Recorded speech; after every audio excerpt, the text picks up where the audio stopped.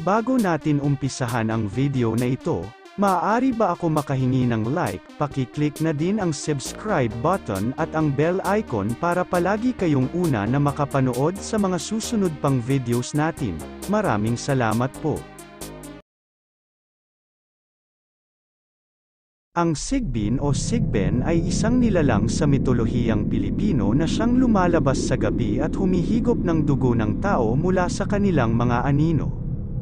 Sinasabing ito ay naglalakad ng paurong, at ang ulo ay nakababa sa pagitan ng kanilang mga binti at may kakayahan na maging invisible sa iba pang nilalang, lalo na sa mga tao. Ito ay maihahalin tulad sa wangis ng kambing na walang sungay ngunit mayroong napakalaking tenga na kayang pumalakpak na tila mga kamay.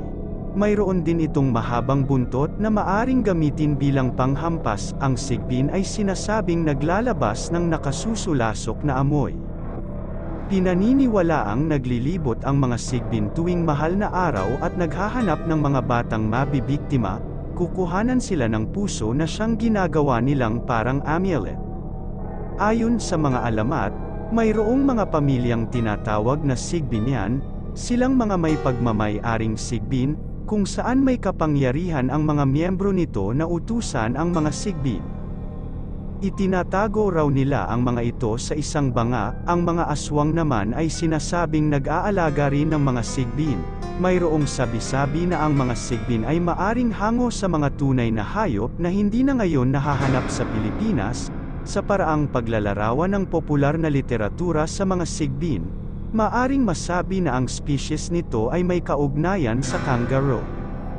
Ang mitolohiyang ito ay kilala sa mga isla ng Visayas at Mindanao, lalo na sa mga lugar na rural.